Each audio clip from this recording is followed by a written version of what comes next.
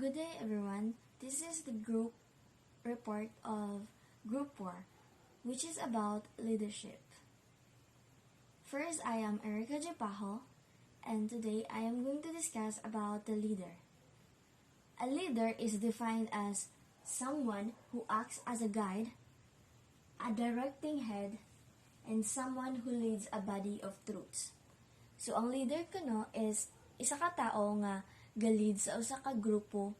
Siya ang gahatag og task sa usa ka members kung unsa ilang buhaton ug unsay kailangan nila buhaton, and then siya pud ang ga-guide kung ang gibuhat ba ni members o sakto ba sa ilahang goals, or kanang kung naay isa ka members na wala nakabalo sa unsay buhaton, or naay kanang panghinahanglan nga kailangan niya og guide.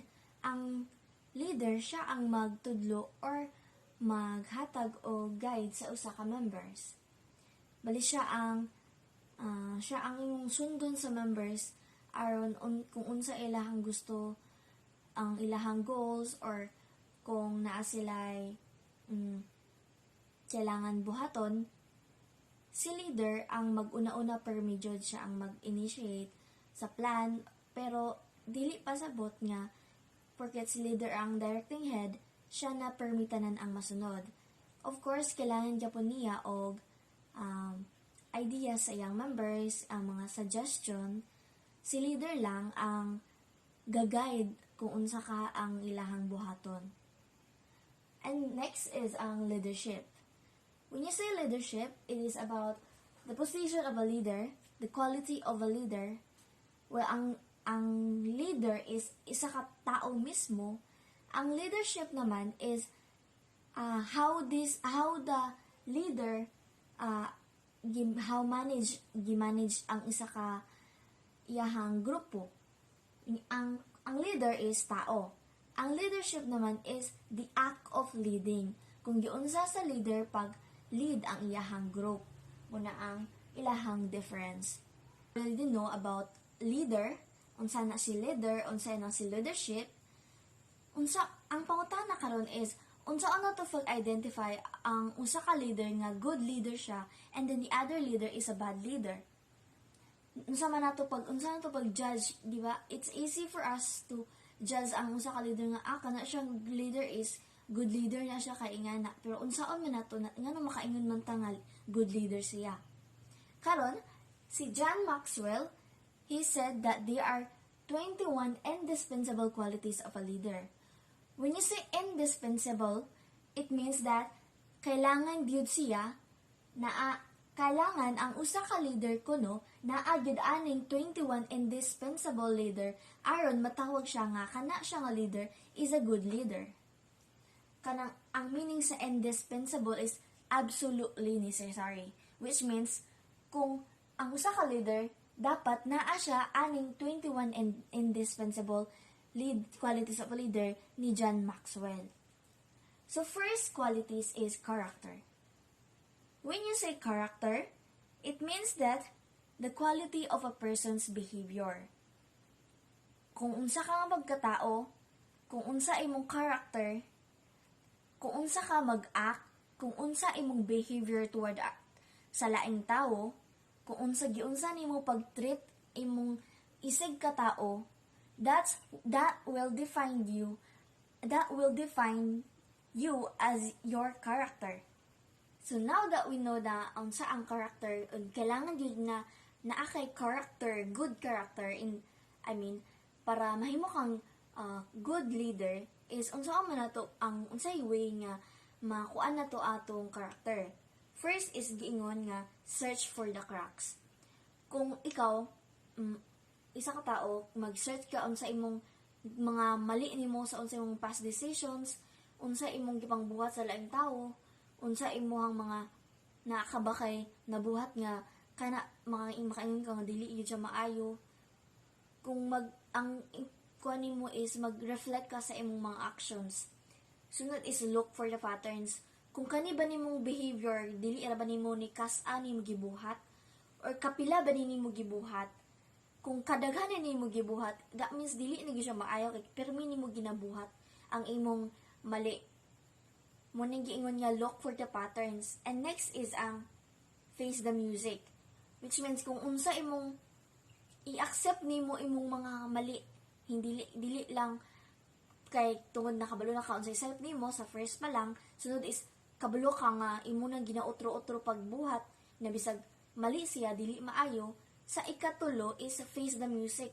Kabalo ka accept nimo sa imong kaugalingon nga katong gibuhat nimo sa first and second is dili gyud siya maayo. Kay after all, kung dili nimo i-accept nga kung mo kang okay raman to and dili man to siya mali, syempre wala kay syempre mo yung kung wadi ito mali, so di kin nimo i-change imong behavior, di ba?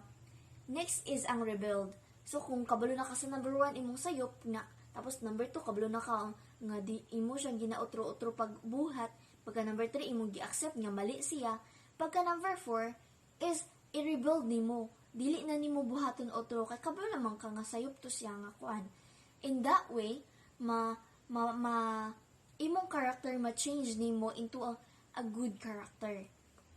Kung ikaw isa ka tao ma-change na nimo imong character na nakay number 1 qualities nga mahimo kang good leader. And next is ang charisma.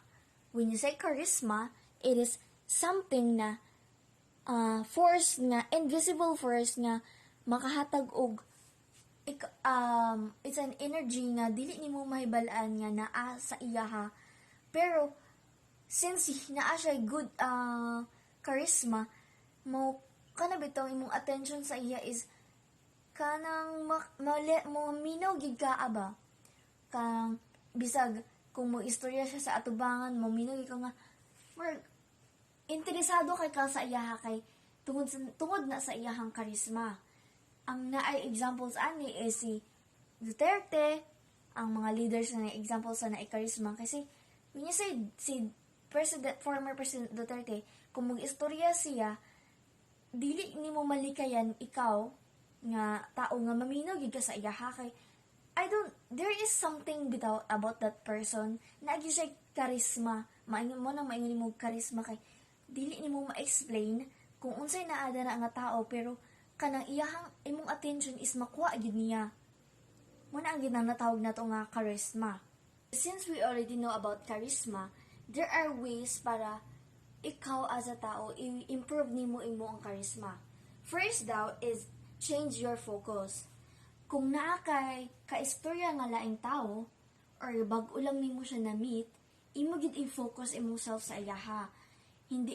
Dili ka mag-ingon nga kana bitong ginatawag nga self-centered, kana kung mag-istorya ang sa katao mo, yes, ako sad, ingana, ako mampud, ingana, mampud ko, ingana, dili na nimo ginabuhat. Sa charisma is, kung unsay ang gipang-ingon sa imuha, imo siyang paminawon, is like, ikaw mismo, interesado gid ka sa iya. In that way daw kuno, makuha daw nimo iya, nakay charisma ana. The second way to improve your charisma is to play the first impression game.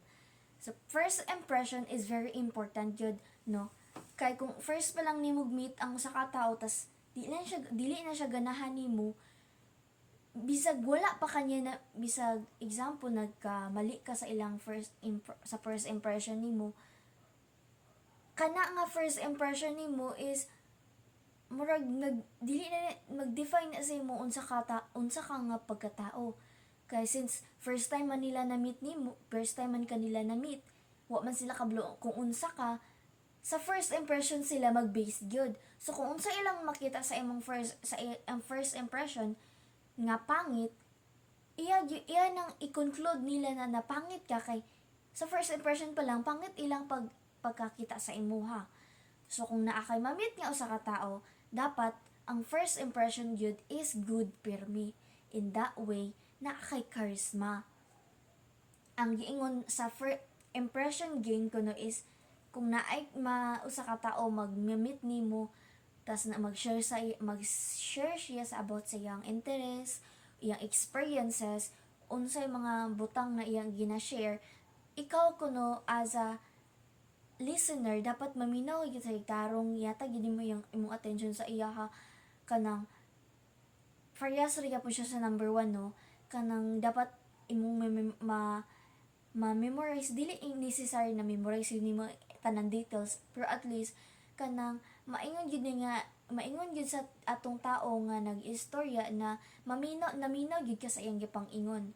Kana daw nga way maka-gain daw ka og charisma towards na again maka-gain daw ka charisma ana si si John Maxwell. Next daw is ang share yourself. When say share yourself, dili lang mag-share ka about sa imuhang mga experience kung sa imong nahibal-an, dili lang about sa dili lang kanang binahot ka unsa imong gipangin i-share nimo imong kaugalingon nga ako ingana ko. Dapat ang imo pong gina-share is naapoy makatabang pud atong imong gina-sharean sa imong information. Kung nag-ingon ka nga kabalo ka ana nga butang, katong nga butang naapoy katong imong giistoryahan, naa siya benefit sa imong kung unsa imong giistorya.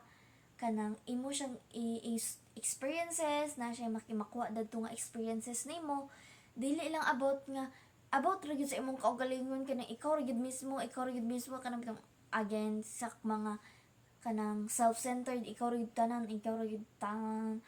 Dapat pod katong imong gina-share is naapoy benefits ang laing tao ato, dili lang about lang nga imo ra gyud permi. In that way kuno, again, maka-gain ka og charisma.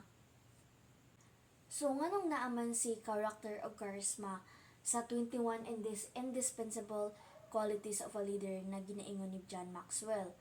Syempre, kung ang character, kung ikaw leader ka tas wala dili good imuhang character, ikaw nga leader, ikaw nga sundon sa imong mga members, ikaw nga dako kaayo og influence sa usa ka grupo, kung naa kay bad character, ikaw na kay influence sa ilaha, syempre imong mga members madamay pud sa imuhang character. Mabad character pud sila kay ikaw man ang kanang directing head, ikaw may ginasunod. Kung ikaw pa lang sa imo pa lang mismo gikan na pangit na ka character, unsa na ang influence ana sa imong mga members, syempre bad character pod. And next is ang charisma. You know, kung ang charisma is about siya sa imuhang ikaw nga maghatag attention, maka-gain kag attention. Kung ang leader is mangasaba lugar siya sa iyang mga members, or kung naa siya ipang-ingon sa iyang mga members, kung wala siya charisma, dili siya paminahon sa mga members niya. So kung mag-istorya si leader about sa mga task, kung unsay buhaton, unsay dili pa kailangan buhaton, kung dili maminaw ang mga members, walay pulos ang iyang gipang-ingon. So kailangan gyud nga naa siya charisma aron tuhuon siya sa iyang mga members. Aron kato iyang mga members musunod sa iyahang gusto. Mo nang kani si characters of charisma naa siya diri sa 21 indispensable qualities of a leader ni John Maxwell.